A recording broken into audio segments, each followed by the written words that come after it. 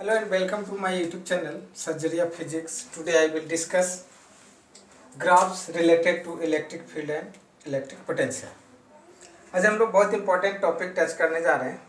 इससे related question board exam में भी IIT JEE नीट सब में आता है. ग्राफ से रिलेटेड क्वेश्चन हमेशा रहता है. तो इससे पहले हम लोग कुछ बात करेंगे बेसिक ग्राफ के बारे में. अगर y प्रोपोर्शनल टू x है तो एक्स वाई का जो ग्राफ होगा इस तरह से होता है, स्ट्रेट लाइन. एक्स स्क्वायर हो तो पैराबोला, इन्वर्सली प्रोपोर्शनल इस तरह का. इसको रेक्टेंगुलर हाइपरबोला बोलते हैं. इसको सबको ये रेक्टेंगुलर हाइपरबोला है. तो ये एक्स स्क्वायर रहेगा. तब इसमें अंतर है कि थोड़ा ये झुक जाता है एक्स स्क्वायर के मामले में, और एक्स क्यू रहेगा तो थोड़ा और झुकेगा और नज़दीक आएगा. तो इसी इतना ही की जरूरत पड़ेगा अभी. तो चलिए स्टार्ट करते हैं. इलेक्ट्रिक फील्ड और इलेक्ट्रिक पोटेंशियल. तो हम लोग देखे थे पहला ड्यू टू पॉइंट चार्ज. तो पॉइंट चार्ज का इलेक्ट्रिक फील्ड का फार्मूला होता है KQ/R स्क्वायर, और पोटेंशियल का फार्मूला होता है KQ/R. अभी दोनों का ग्राफ हम बारी बारी देखते हैं. इलेक्ट्रिक फील्ड का वेरिएशन होगा. अब देख रहे हैं कि कांस्टेंट है, तो ये कांस्टेंट हटेगा तो इसको आप लिख सकते हैं E proportional to 1/R square, just like this. तो इसका ग्राफ जो होगा यही इसका ग्राफ होगा. कांस्टेंट हट गया, प्रोपोर्शनल आ गया. प्रोपोर्शनलिटी हटता है, कांस्टेंट आता है, तो इसका ग्राफ ऐसा हो गया. अब पोटेंशियल का ग्राफ, इलेक्ट्रिक पोटेंशियल इसका जो होगा ये हो जाएगा इसके जैसा. ये प्रोपोर्शनल हो जाएगा V प्रोपोर्शनल टू 1/R. तो इसका भी ऐसा ही होगा. ऐसे थोड़ा कम झुकाएंगे, इसको थोड़ा ज़्यादा झुकाएंगे. तो ये हो गया पॉइंट चार्ज के कारण. Second, dipole due to dipole. हम लोगों ने पढ़ा डायपोल का के कारण ये केसेस होता है. एक्सिस पे और इक्वेटर दो केस होता है. तो एक्सिस पे E का वैल्यू होता है 2kp/r³, और पोटेंशियल यहाँ पे होता है kp/r². एक्सिस पे. इक्वेटर पर इलेक्ट्रिक फील्ड होता है kp/r³. मैग्नीट्यूड सिर्फ लिख रहे हैं, और पोटेंशियल 0. तो आप इसका ग्राफ देख सकते हैं. इसका जो ग्राफ होगा जस्ट लाइक दिस, और इसका ग्राफ इसके जैसा हो जाएगा. इसका भी इसी के जैसा होगा. तो ये तो सिंपल है, आप इसको ड्रॉ कर सकते हैं. नंबर देखते हैं हम लोग. Due to infinite sheet, charge sheet, बहुत लंबा चौड़ा चादर हो मेटल का, और उसके कारण क्या है आपको फील्ड क्या होगा, इलेक्ट्रिक फील्ड. तो इसका फार्मूला हम डिराइव किए थे σ/2ε0, जो कि एक कांस्टेंट क्वांटिटी. मतलब इसका फील्ड डिस्टेंस पे डिपेंड ही नहीं करता है. तो इसका ग्राफ कैसा होगा, तो इसका ग्राफ हो जाएगा E और R का ग्राफ ऐसा हो जाएगा, कांस्टेंट. मतलब ना घट रहा है ना बढ़. तो अब हम लोग देखते हैं 4 नंबर.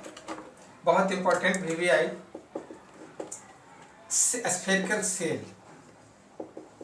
स्फेरिकल सेल, मेटल का कोई स्फेयर है, अंदर खाली है. इसके कारण अब इसका रेडियस कैपिटल R है. यहाँ से डिस्टेंस है R, बाहर में जो पॉइंट है यहाँ पे. तो बाहरी पॉइंट पे यहाँ पे इलेक्ट्रिक फील्ड, अगर इस पर चार्ज Q है तो ये होता है KQ/R². मतलब ये पॉइंट चार्ज की तरह बिहेव करता है. और इसका भी हो जाएगा KQ/R, जो पॉइंट चार्ज वाला देखे थे वही हो जाएगा सेम. तो इसका ग्राफ भी इसी की तरह होगा. इसका हो जाएगा इसके जैसा, इसका हो जाएगा इसके जैसा. अब इसका अंदर में इनर पॉइंट पे, जैसे यहाँ पर अगर पूछे तो यहाँ पर इलेक्ट्रिक फील्ड कितना होता है, तो यहाँ इलेक्ट्रिक फील्ड हो जाता है 0. और पोटेंशियल कितना होता है, तो पोटेंशियल होता है यहाँ का KQ/R, रेडियस वाला R. मतलब कि यहाँ का यहाँ अंदर में किसी हर जगह का पोटेंशियल सेम होता है, कांस्टेंट होता है। ये डिस्टेंस पर डिपेंड नहीं करता है। तो इलेक्ट्रिक फील्ड का तो जीरो हो गया वैल्यू, लेकिन पोटेंशियल का वैल्यू जीरो नहीं होता है। तो इसको आप समझ सकते हैं इस रिलेशन से भी, dV/dr से E जीरो, तो आपको लगता होगा कि V भी जीरो आएगा, E/dr, तो E का वैल्यू जीरो करेंगे तो यहाँ पर देखेंगे dV = इसका डिफ्रेंशिएशन, तो ये E जीरो तो सब जीरो हो जाएगा। अब ये dV का जो होता है V होता है, इसका लिमिट लेंगे V1 to V2, तो V1 बराबर V2 आएगा।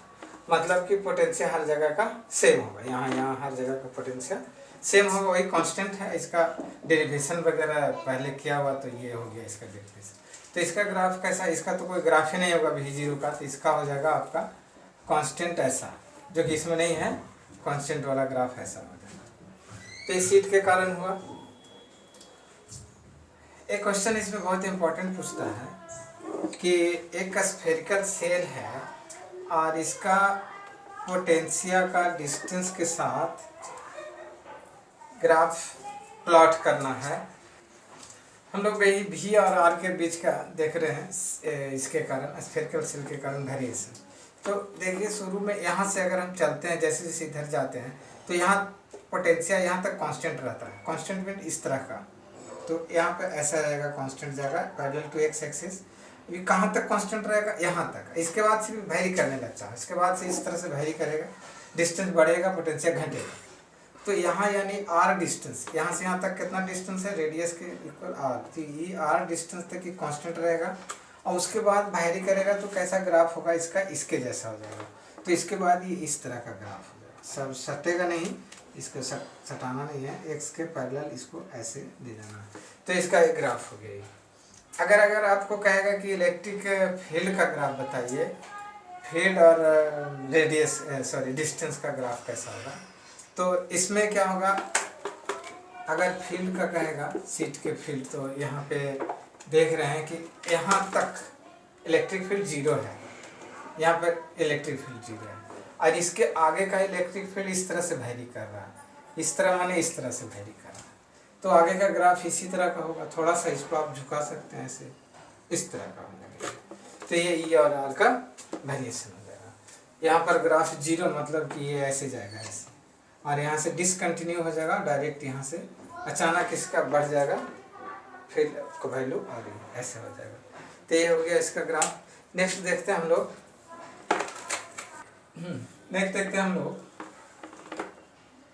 Electric field and electric potential between plates of capacitor. कोई कैपेसिटर है, इस पर चार्ज होता है पॉजिटिव, इधर नेगेटिव, और बीच में इलेक्ट्रिक फील्ड और पोटेंशियल का वेरिएशन हम देखेंगे।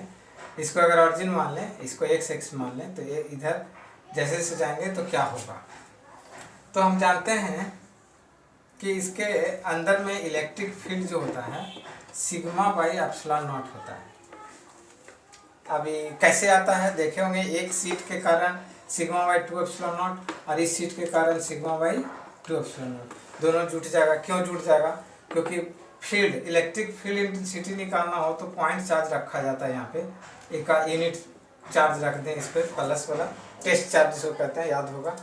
तो इस पर फोर्स देखना है, तो ये प्लेट इसको इधर धकेलेगा और ये प्लेट जो है माइनस है, तो इसको अपनी ओर खींचेगा, तो दोनों ऐड हो जाएगा, इसलिए ऐड कर देंगे, तो ये हो जाएगा σ/ε0। अब इलेक्ट्रिक फील्ड देख रहे हैं कांस्टेंट है, तो इलेक्ट्रिक फील्ड का इसका जो ग्राफ होगा कांस्टेंट है, तो इलेक्ट्रिक फील्ड और डिस्टेंस का ग्राफ इस तरह का जाएगा, कांस्टेंट। यहाँ से यहाँ तक प्लेट का बीच का डिस्टेंस d होता है, तो यहाँ तक कांस्टेंट गया, मतलब यहाँ का वैल्यू d होगा, यहाँ से यहाँ तक d हो जाएगा। फील्ड के तो हो गया। पोटेंशियल क्या होगा इसके अंदर, देखिए दो चीज़ होता है, पोटेंशियल और पोटेंशियल डिफरेंस। पोटेंशियल डिफरेंस का मतलब है कि यहाँ हर जगह का पोटेंशियल अलग अलग होगा। पोटेंशियल एक पॉइंट का होता है, पोटेंशियल डिफरेंस 2 पॉइंट का होता है। अब इलेक्ट्रिक फील्ड कांस्टेंट है, इसका मतलब कि पोटेंशियल इधर की ओर घटते जा रहा है और कांस्टेंट रेट से घट रहा है। तो डिफरेंस यहाँ से जो जाएगा यहाँ तक का हर जगह का डिफरेंस यूनिट डिस्टेंस पर अगर डिफरेंस देखें पोटेंशियल वो सेम होता है। कांस्टेंट फील्ड का मतलब यही होता है कि अगर 1 मीटर यहाँ से गए पोटेंशियल 5 वोल्ट घटा तो फिर 1 मीटर जाने पे फिर 5 वोल्ट घटेगा, फिर 1 मीटर जाएंगे 5 वोल्ट घटेगा, और यही इसका इलेक्ट्रिक फील्ड हो जाएगा 5 वोल्ट पर मीटर या 5 न्यूटन पर कूलम। तो दोनों यूनिट है इसका। तो भी क्या होगा, तो आप इससे निकाल सकते हैं minus d v upon d r से। तो d v equal to minus e d r, इसका इंटीग्रेशन करेंगे ये भी आएगा और ये आ जाएगा आर। तो पोटेंशियल जो देख रहे हैं कि आर के हिसाब से वैरी करेगा या ना। तो हम एक देखते हैं एक प्रॉब्लम, कैपेसिटर है और इसका 2 प्लेट है, थोड़ा सा हम दूर दिखा रहे हैं, इस पर प्लस इस पर माइनस चार्ज है। अभी हम लोग ने देखा कैपेसिटर के अंदर का वेरिएशन। अब हम लोग देखते हैं कि कैपेसिटर के अंदर अगर कोई डाइलेक्ट्रिक मटेरियल डाल दिया जाए, नॉन कंडक्टर या इंसुलेटर, तब उसका फिर वोल्टेज का वेरिएशन कैसा हो जाता है। और हम ऐसा करते हैं कि थोड़ा सा कॉम्प्लिकेटेड बनाते हैं इस क्वेश्चन को। यहाँ एक मटेरियल डाला गया है और यहाँ पर एयर है, इसमें है कंडक्टर, कंडक्टर है मैंने चालक पदार्थ है, फिर एयर है और कुछ दूर के बाद यहाँ पे डाला गया है नॉन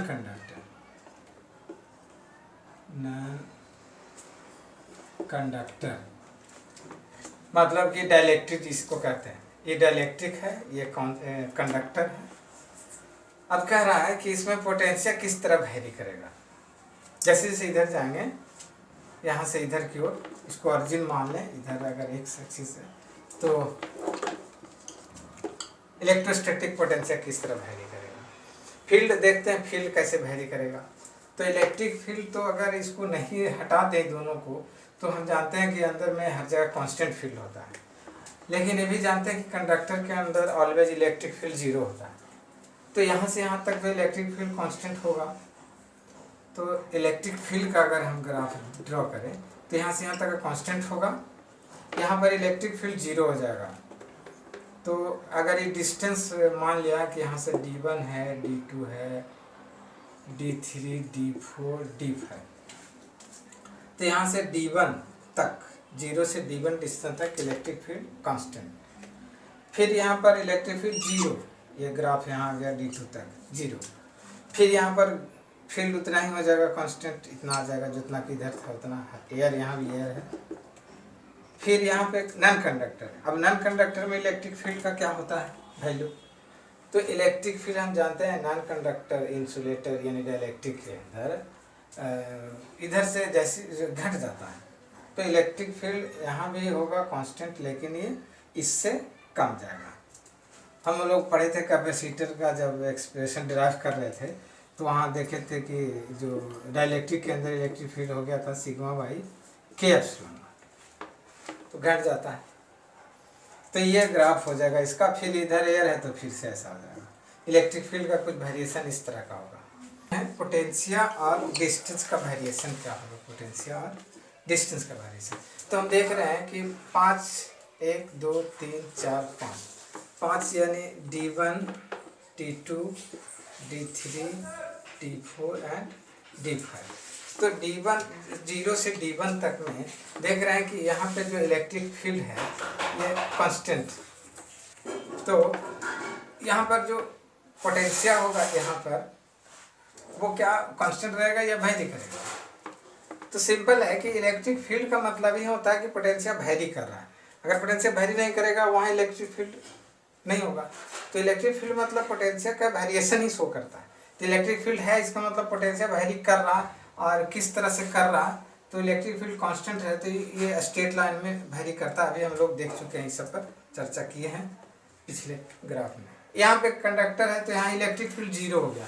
इलेक्ट्रिक फील्ड 0 का मतलब हो गया कि पोटेंशियल वेरी नहीं कर रहा। हाँ, तो पोटेंशियल वेरी नहीं करेगा यहाँ पे, यानी कि यहाँ से यहाँ तक का जो पोटेंशियल होगा वो कांस्टेंट होगा, कांस्टेंट। अब यहाँ पर आते हैं फिर से एयर में। अब फिर से एयर आ गया तो फिर से इलेक्ट्रिक फील्ड यहाँ पर है, तो इलेक्ट्रिक फील्ड जनरेट हो गया, तो फिर यहाँ पे पोटेंशियल होगा। पोटेंशियल तो होगा यानी कि डिफरेंस हो, वैरी करेगा, तो ये इस तरह से वैरी करेगा यहाँ भी, यानी इसका स्लोप और इसका स्लोप दोनों सेम होगा। अब यहाँ आते हैं, यहाँ पे नॉन कंडक्टर आ गया। इलेक्ट्रिक फील्ड यहाँ भी होता है, यहाँ नहीं होता कंडक्टर में, लेकिन इसमें होता है। तो डाइलेक्ट्रिक है तो इसमें जो वैल्यू होता है इलेक्ट्रिक फील्ड का, ये घट जाता है, इससे घट जाता है। तो यहाँ पे इलेक्ट्रिक फील्ड है लेकिन कम गया है, तो पोटेंशियल तो वैरी करेगा लेकिन कम करेगा, यानी स्लोप कम होगा। यानी इसका स्लोप से यहाँ का स्लोप कम होगा, घटेगा लेकिन कम घटेगा, थोड़ा सा कम घटेगा, ऐसे घट रहा, यहाँ कांस्टेंट है। अब यहाँ पे फिर से एयर आ गया, तो यहाँ पर फिर एक बार क्या होगा, इलेक्ट्रिक फील्ड बढ़ेगा। तो इलेक्ट्रिक फील्ड बढ़ेगा, या इसका मतलब कि स्लोप ज़्यादा होगा इसका, तो स्लोप इसके जैसा हो जाएगा, ये और यहाँ का स्लोप तीनों सेम हो जाएगा, और ये आ जाएगा फाइनल। इसको चलिए थोड़ा सा और समझते हैं कि मान लिया यहाँ का पोटेंशियल 200 वोल्ट है। अब यहाँ से यहाँ तक पोटेंशियल क्या हो जाएगा, घटेगा, इलेक्ट्रिक फील्ड है। तो मान लेते हैं कि यहाँ का घटते घटते यहाँ का पोटेंशियल हो गया 150 वोल्ट, यानी 50 वोल्ट यहाँ पर घटा। अभी यहाँ इलेक्ट्रिक फील्ड नहीं है, इसका मतलब पोटेंशियल घटेगा नहीं, यहाँ 150 तो यहाँ पर भी 150 होगा, 150 वोल्ट यहाँ भी हो जाएगा। फिर यहाँ से यहाँ जब आएंगे तो फिर देख रहे हैं कि एक बार फिर घटेगा, इलेक्ट्रिक फील्ड यहाँ भी है। तो जब यहाँ 50 घट रहा था तो यहाँ पर 50 का डिफरेंस आएगा, यानी कि यहाँ का पोटेंशियल हो जाएगा 100 वोल्ट। अब यहाँ पर भी घटेगा, डिस्टेंस सब सेम मान लेना है, ये डिस्टेंस सब सेम सेम है। अब यहाँ का पोटेंशियल कितना होगा, तो देख रहे हैं कि नॉन कंडक्टर है, यहाँ भी इलेक्ट्रिक फील्ड है, यानी यहाँ भी पोटेंशियल घटेगा।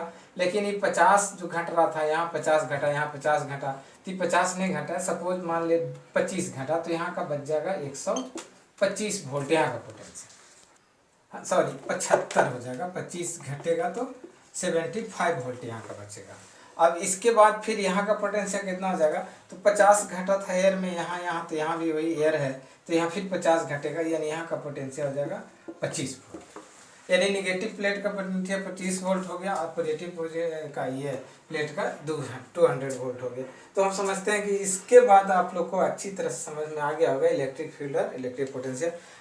थोड़ा सा एक बार और हम जोर देकर के कहना चाह रहे हैं कि इलेक्ट्रिक फील्ड जहाँ पर है, इसका मतलब यहाँ के ऊपर क्या होगा कि पोटेंशियल जो होगा घटेगा, यानी डिफरेंस, पोटेंशियल में डिफरेंस आएगा, घटते जाएगा।